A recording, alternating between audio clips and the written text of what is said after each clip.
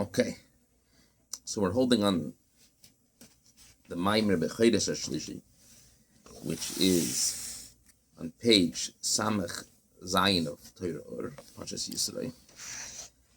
And we were thinking about how the whole vitality in the world is only a ray, right? Compared to God's essence and everything. It's only a ray. This is a meditation we have. I'm going to go from the word kachayos, which is about 45% down from the top of the page by the period second line. So we're saying kachayos, so to the vitality, hamaluvish bechol oilim, but it's dressed in the whole rules, is ein ele bechinas koyach ha'maisa. It's like the power of action, shu koyach yitzayim, which is a superficial power, the Arabi alma, and it's like just a ray in general. She'ein onegela atzmus, who's a nefesh klal. It's not pertinent to the core, the essence of the soul. In other words, if a person does something with his action, right? Compare that action to his neshama, right? The neshama is comprised of seichel, intellect, and emotions, and the action is what stems from the neshama. So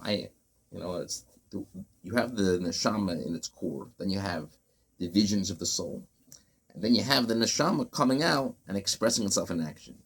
If you do something, if you create something, if a person makes a vessel, if a person draws a picture, then you go home and somebody starts appreciating your picture. Somebody starts drinking from your mug that you made, right?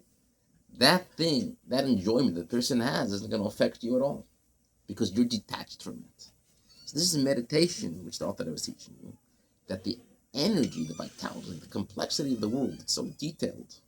All the animals and the fish and the cells and apple trees and the water and land and the sun being so perfectly distanced from the world and the stars and the rotations and the day, everything is created just from a ray alone from Hashem. Now, where did that ray come from? It came from Him. So we're saying, if this is what a ray could do, imagine what He is.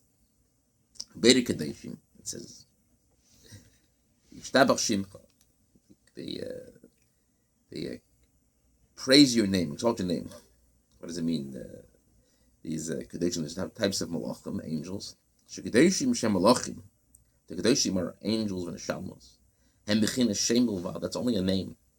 Shugam came in El Ziva, that's only a ray. El She'ein Bechinas Maisei Decha. They are what? They're not the level of Maisei Decha, K'mei Chitzenes HaYilmos, like the superficial worlds. Ki Hine Koyach HaMaisa, HaMalubash Be'ezekli, when you have the power of action in any vessel, or Shar Davar, or anything else, Maisei Adam, which is made from the person's hand, Al Derech Mashal, by way of an analogy. This power is doesn't have any power with the essence of the soul. It becomes separate from him. And through the grabbing of the vessel, that's what we just said before, if you grab the vessel with the power and trust in it, the person's essence is not going to be drawn afterwards. In other words, me lifting up a vessel that somebody else made doesn't affect the creator of the vessel, the designer, the sculptor, doesn't affect them. Masha'enkin, which is not the case because when you call Hashem's name,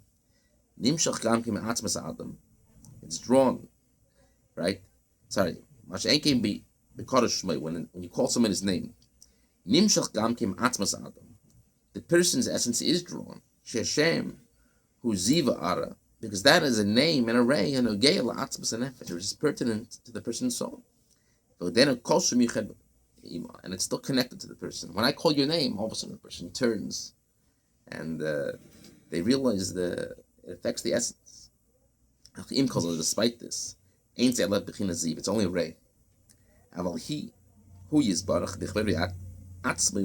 himself, in his glory, in his essence, is very exalted. In other words, you have the name, but then you have something which is even higher than the name, and that's Him Himself. What is this level in terms of Chassidus? Who above and below are equal. When you have a level of Seviv, we mean that it's not a level of light which is indressed in the world. Sometimes you have a level which we call in Chassidus terminology, memale, which fills and permeates according to the object, the person, the vessel, the deed that you're doing. In other words, the more holy the person is, the more memale is going to fill that person. If a person is davening, if a person is learning Torah, you have a place, like the Kotel, Eretz Yisrael. Right? You go to a holy place where people have davened for thousands of years, and there was the Beis Hamikdash there. Or you have a holy object, a pair of tefillin, a sefer, a siddur. Because that thing is used as a conduit for godliness, that's why it's filled with more light. That's called memali. Soviv kalam is a level of light which is so high that it doesn't become indressed in the object, the deed, or the person. So, to say it in better words, there's no difference in terms of soviv kalam between the light here in the shul, which we're learning in, or outside in the street. 6th Avenue, you go out 50 feet to the left, and there's honking, and there's dirt, and, a lot of nonsense going on in the street. Godliness is equally there in terms of soviv kalamim than in the shul. I could take it one step further. Go to a dumpster. He's also there also. In the same way he's in the shul.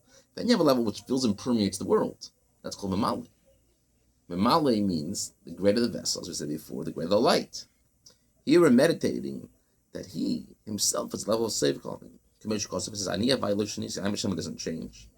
The ila zois, because of this level, tishbach nefesh shel chika aviyah. A person wants to draw out to the bosom of his father, Mamish, Dios nichsva gam chalsa nafshi, to have this level of longing and expiration of the soul.